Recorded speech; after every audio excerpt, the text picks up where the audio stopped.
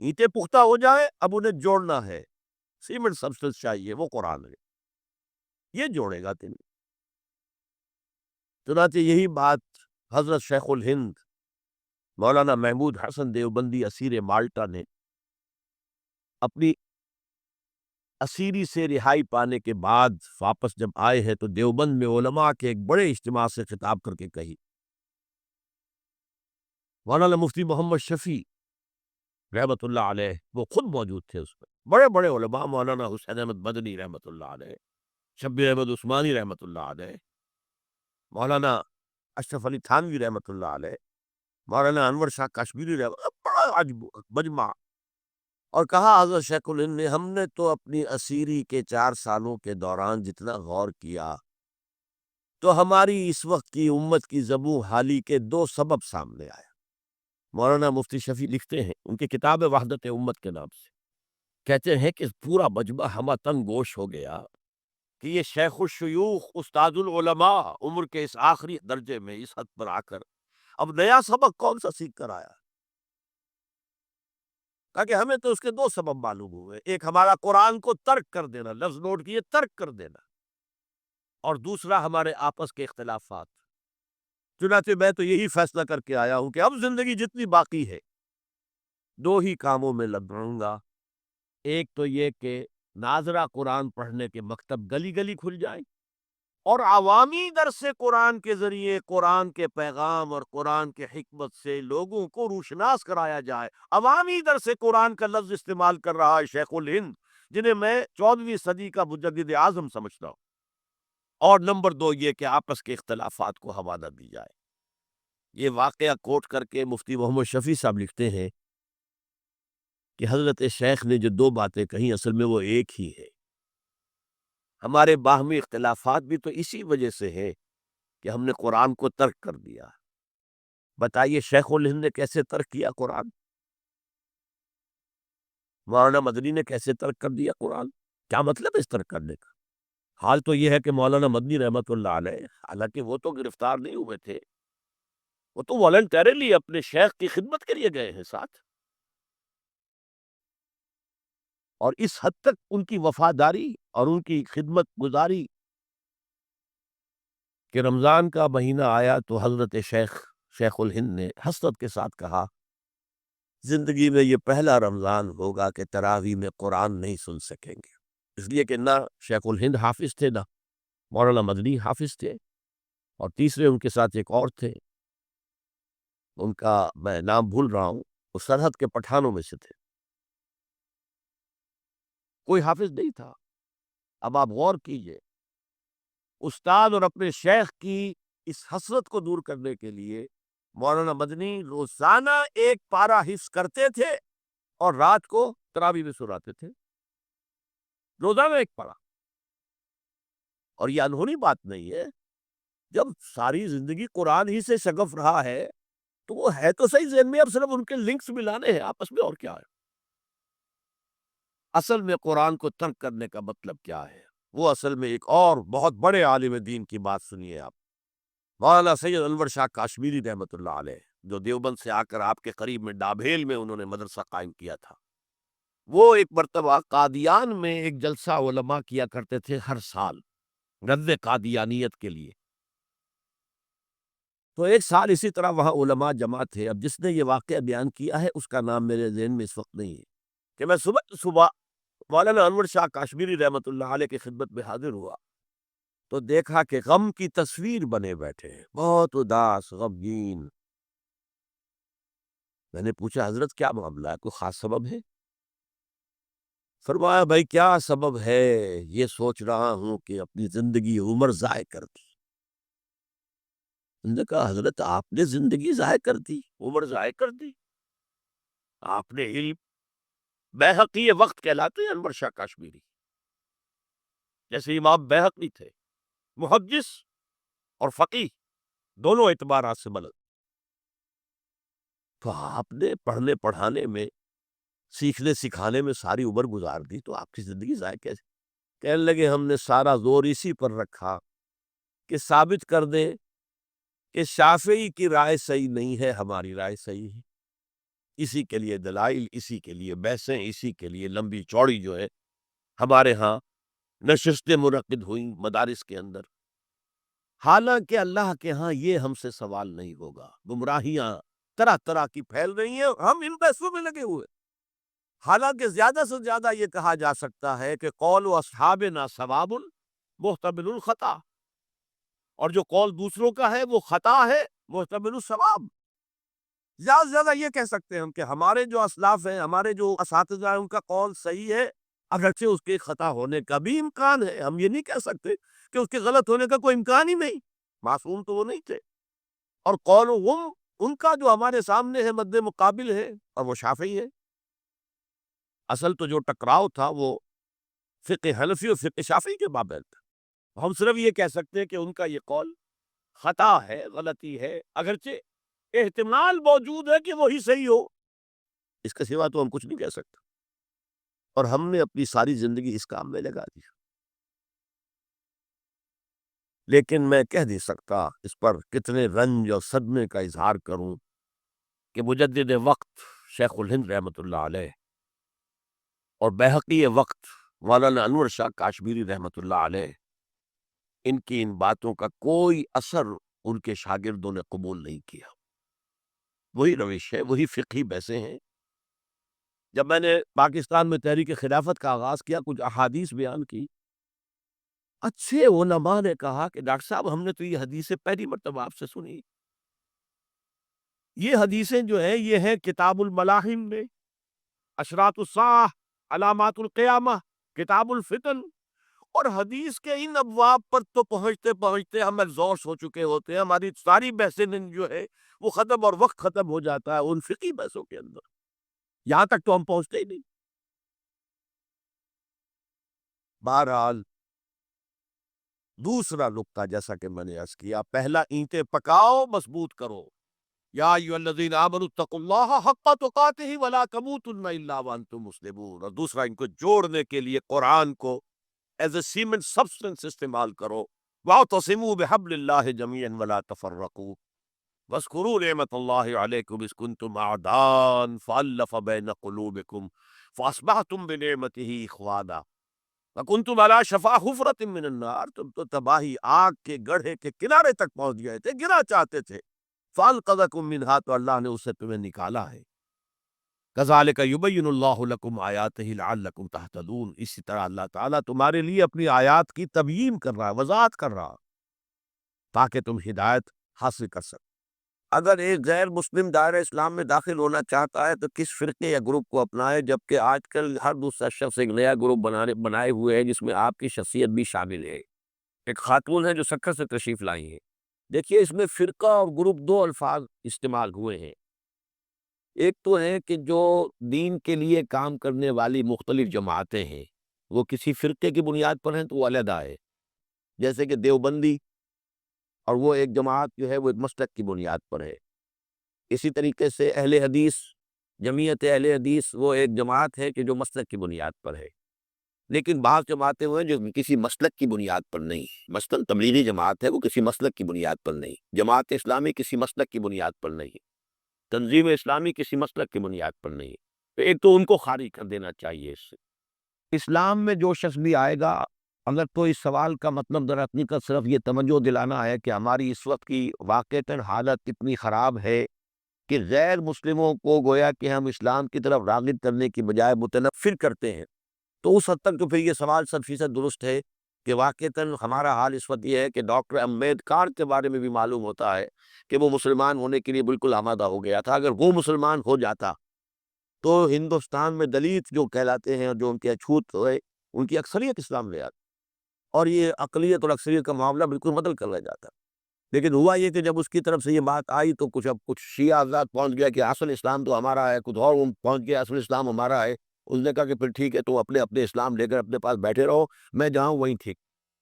تو اس اعتبار سے تو یقیناً افسوسناک صورتحال ہے، لیکن اس کے باوجود ہم دیکھتے ہیں کہ آج بھی دنیا میں مسلمان لوگ ہو رہے ہیں، امریکہ میں ہو رہے ہیں مسلمان، ہو رہے ہیں ایفرو امریکن تھے، نہیں جو وائٹ امریکن تھے ان میں سے بھی کوئی نہ کوئی تو مسلمان ہو رہا ہے۔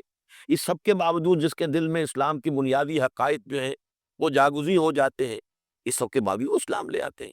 اس میں بھی بسا اوقات یہ ہوتا ہے کہ بہت سے لوگ اسلام لائے ہیں وہ قادیانی ہو گئے، اس لیے کہ قادیانیوں نے تبلیغ کی وہاں پر اور کسی نے تبلیغ کی نہیں تھی۔ کچھ عرصے کے بعد انہیں معلوم ہو گیا کہ قادیانیت ایک علیحدہ شے ہے، اسلام علیحدہ شے ہے، وہ پھر اسلام میں واپس آ گئے، اسلام میں آ گئے، واپس نہیں اسلام میں آ گئے۔ قادیانیت ذریعہ بن گئی اسلام میں آنے کا۔ یہ ویسٹ کوسٹ آف افریقہ پر جو چھوٹے چھوٹے ممالک ہیں ان میں سے اکثریت میں قادیانی مشن قائم ہوئے تھے، انہوں نے بہت جد و جہد کر کے وہاں لوگوں کو اسلام کے نام پر قادیانی بنایا، لیکن اس کے بعد ختم نبوت کی جو تحریک ہے اس کے لوگ بھی وہاں پر پہنچے، انہوں نے جا کر ان کو واضح طور پر بیان کیا کہ اسلام یہ ہے اور یہ لوگ جو ہے اس میں یہ کرو تو وہ مسلمان ہو گئے۔ اس حوالے سے میرے نزدیک جد و جہد ہماری جاری رہنی چاہیے۔ باقی یہ خرابی کہ ہم فرقوں میں بٹے ہوئے ہیں یہ اپنی جگہ پر ایک خرابی ہے، نہ صرف فرقوں میں بٹے ہونا خرابی ہے، ہمارے اخلاق پست ہیں، ہمارے کردار پست ہیں، ہم جھوٹ بولتے ہیں، ہم کاروبار میں دھوکہ کرتے ہیں، اس کی وجہ سے بھی اسلام سے دنیا متنفر ہوتی ہے۔ آپ کو معلوم ہے کہ اس کی وجہ سے نمبر کتنی جگہوں سے ہمارے کاروباری روابط ختم ہو گئے کہ یہاں امپورٹ کا کوئی آرڈر دیں گے اگر تو یہاں سے شاید ایک دفعہ مال صحیح آئے دوسری مرتبہ غلط آ جاتا ہے۔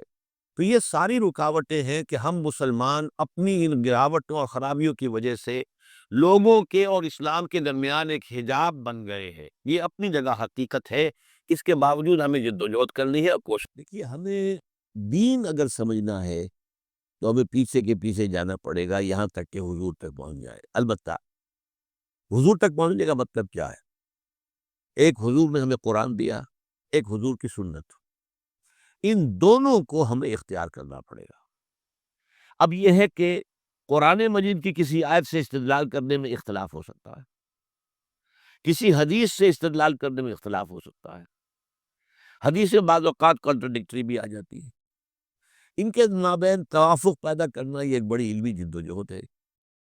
تو یہ جو انفر کرنا ہے قرآن سے اور حدیث سے، اس میں ہمارے فقہا نے اپنی زندگیاں لگائی ہیں، اور اس اعتبار سے اگر ان کو فالو کیا جا رہا ہے تو اس بنیاد پر کہ یہ قرآن اور سنت کی تعبیر ہے۔ لیکن اصل میں ہوا کیا ہے، جب ہمارا دور زوال شروع ہوا، امام ابو حنیفہ نے تو یہ کہا تھا کہ اگر کوئی صحیح حدیث تمہیں مل جائے میرے کسی موقف کے خلاف تو میری بات کو اٹھا کے دیوار پر دے مارنا۔ لیکن اس کے بعد یہ ہوتا ہے کہ فرقہ پرستی شروع ہو گئی ہے۔ یہ فرقہ پرستی جو ہے اس نے ساری خرابی کی ہے، ورنہ ہم یہ سمجھے، اور میں نے اس کے اوپر جو ہے ایک انٹرویو بھی میں نے حال ہی میں دیا ہے، اور میں نے یہ 20 اگست 1980 کو تقریر کی تھی علماء کنونشن کے اندر، جو ضیاء الحق صاحب کے دور میں علماء کنونشن 2-3 ہوئے تھے، ان میں سے پہلا کنونشن جو تھا اس میں میں بھی شریک تھا، اس میں میں نے تقریر کی تھی کہ ان فقہی اختلافات کا حل کیا ہے۔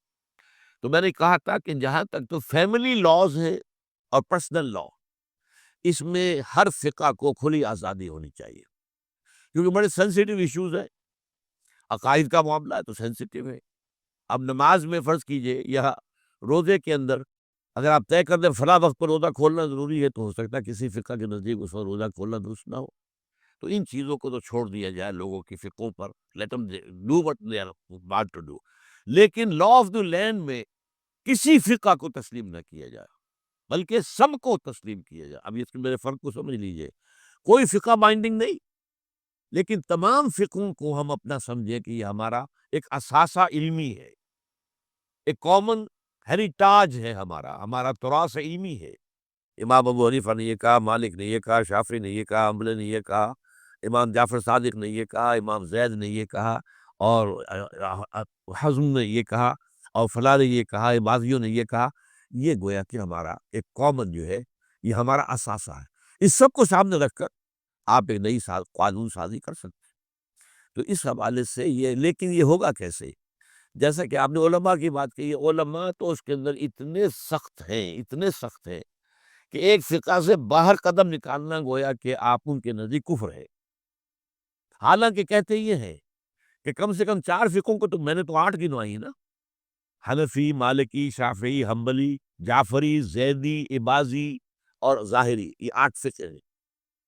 یہ 8 میں یہ سب کے سب جو ہے انہوں نے قرآن اور سنت سے استفادہ کیا ہے۔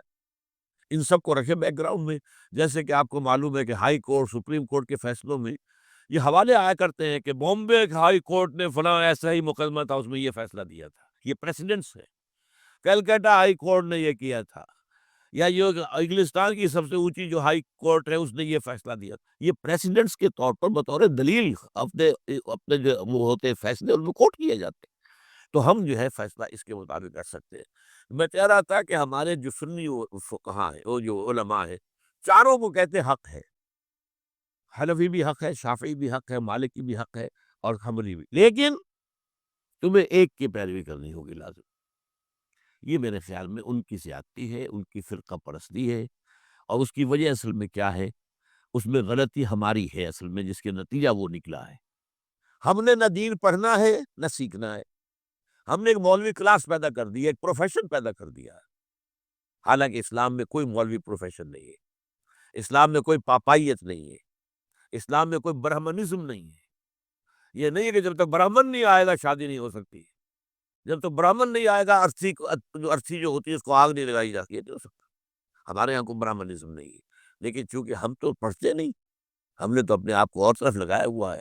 تھوڑی سی دینی بنیادی معلومات حاصل ہوں، قرآن اور حدیث کا علم کچھ ہو، تو ہر شخص نماز پڑھا سکتا ہے، ہر شخص جو ہے اپنی بیٹی کا نکاح خود پڑھائے، ہر شخص جو ہے وہ اپنے والد کا جنازہ خود پڑھے، تو وہی گویا کہ پروفیشنل ختم ہو جائے گا۔ تو چونکہ یہاں فرقہ پرستی ہوئی، پروفیشنلزم آیا، اور پروفیشن میں آپ کو معلوم ہے کہ پروفیشنل جیلسی از دی رول، اس میں تو جو ہے ایک دوسرے سے حسد اور بغض اور ایک دوسرے کے خلاف، یہ تو لازم ہے۔ تو یہ اصل صورتحال بگڑی ہوئی ہے۔ اس کا علاج یہی ہے کہ آپ کمر ہمت کسے، خود قرآن اور حدیث کو پڑھے، اللہ کا نام لے اور کمر کسے۔ یہی کام ہم نے کیا، میں نے یہ کیا، میرا پیشہ تو نہیں تھا، میں مولوی تو نہیں تھا، میرے پاس کسی مدرسے کی سند تو نہیں ہے، 40 سال میں نے جمعہ پڑھایا ہے الحمدللہ، درس قرآن میں 50 سال سے دے رہا ہوں الحمدللہ۔ میرے بیٹے اب جمعہ پڑھا رہے ہیں، وہ ایک MBBS ہے ان میں سے، ایک جو ہے MA فلاسفی ہے، ایک جو ہے وہ ڈاکٹریٹ کے کورسز انہیں مکمل کر رکھے ہیں اکنامکس کے اندر، پڑھا رہے جو لوگ کہاں پڑھا رہے ہیں۔ تو یہ کام کرنا جو ہے اس کی طرف زیادہ توجہ ہونی چاہیے پازیٹیولی۔ باقی جو کچھ ہے اس کا آپ کا مشاہدہ صحیح ہے، وہ غلط بات آپ نہیں کہہ۔ صرف چند شعائر کے اوپر اپنے آپ کو محدود کر کے اور انتہائی تنگ نظر فرقے کی صورت اختیار کر دی۔ اس وقت بدترین فرقہ پرستی جو ہے وہ اس حلقے، یہ باتیں پہلے بھی آ چکی ہیں، اب پھر ایک دوسرے اینگل سے آ رہی ہیں۔ جس نے قال اللہ و قال رسول کے حصار میں محصور ہو کر مذہب کا تحفظ کیا، اور اس قول میں ہرگز کوئی مبالغہ نہیں ہے کہ دیوبند ایک دستگاہ و دارالعلوم ہی نہیں، ایک عظیم تحریک ہے جس نے اس دور میں دین و مذہب کی حفاظت کا مؤثر رول ادا کیا، اور جس سے متعدد علمی و عملی سوتے پھوٹے۔ چنانچہ شیخ الہند مولانا محمود حسن رحمۃ اللہ علیہ کے بعد شیخ الحدیث مولانا انور شاہ کاشمیری، حکیم الامت مولانا اشرف علی تھانوی، مجاہد حریت مولانا حسین احمد مدنی، شیخ الاسلام مولانا شبیر احمد عثمانی، اور مبلغ ملت مولانا محمد الیاس رحمہم اللہ، اور ان کے تمام علمی، روحانی، مذہبی اور سیاسی اور دعوتی اور تبلیغی سلسلوں کا اصل منبع دیوبند ہی ہے۔ حتیٰ کہ اوپر ہی کی مثال کے مطابق حقیقت یہ ہے کہ بر صغیر کی اکثر دینی درسگاہوں اور دینی و مذہبی تحریکوں کا تعلق بھی دیوبند کے ساتھ وہی ہے جو دنیا بھر کی مساجد کا خانہ کعبہ کے ساتھ، اور بر صغیر کے مذہبی عناصر میں سے صرف ان کو چھوڑ کر جن کی مذہبیت بس عرس و میلاد اور فاقہ و درود تک محدود ہے، بقیہ تمام فعال مذہبی عناصر تحریک دیوبند ہی کی مختلف شاخوں سے متعلق اور منسلک۔ ویسے اس میں تھوڑی سی وضاحت مزید کر دوں میں، اس سے بھی پہلے یہ دو حضرات نے میر درد کا ایک شعر لکھ کر یہاں میری میز پر رکھ دیا تھا، وہ چاہتے ہیں کہ میں آپ کو سنا دوں۔ وہ جو میں نے آپ کو حدیث قدسی سنائی تھی، جس کو محدثین اس کی سند جو ہے کو معتبر قرار نہیں دیتے، لیکن مفسرین محققین نے تسلیم کیا ہے کہ اللہ تعالیٰ بندہ مومن کے دل میں سما جاتا ہے۔ اس کا ترجمہ جو ہے شعر کی حالت میں خواجہ میر درد، چونکہ وہ بھی صوفی تھے، ارض و سما کہاں تیری وسعت کو پا سکے، میرا ہی دل ہے وہ کہ جہاں تو سما سکے، یہ اسی کی ترجمانی ہے۔ میں یہ عرض کرنا چاہ رہا تھا کہ اہل حدیث تحریک جو ہے وہ بھی ایک زمانے میں بہت زوردار تحریک کی حیثیت سے رد بدعات، مشرکانہ اوہام ان کی نفی کے لیے اٹھی تھی، لیکن بدقسمتی سے بہت جلد یہ تحریک صرف چند شعائر کے اوپر اپنے آپ کو محدود کر کے اور انتہائی تنگ نظر فرقے کی صورت اختیار میں اس وقت بدترین فرقہ پرستی جو ہے وہ اس حلقے ساری بحث رفع یدین سے آمین بالجہر سے اللہ اللہ خیر صلی اللہ اور دو چار ایسے ہی مسائل ہیں، باقی اور چیزوں کے ساتھ کوئی بحث نہیں، کوئی دلچسپی نہیں۔ وہ تو اٹھے تھے اصل میں بدعات کا ابطال کرنے، رسومات کی نفی کرنے، مشرکانہ اوہام کا سد باب کرنے۔ یہ چند مسائل جو ہیں مسلک کے مسائل ہے، اب سارا زور جو ہے انہی کے اوپر صرف ہوتا ہے، لے دے کر۔ اور یہ جو ہے اس وقت میں اپنے دلی احساسات کی ترجمانی کر رہا ہوں کہ فرقہ پرستی جسے کہتے ہیں وہ جو ہے بدترین کیفیت جو ہے وہ اس کے بعد کے اندر آ چکی، کہلاتی جماعت ہے، جماعت نہیں ہے، فرقہ، بہت سخت فرقہ۔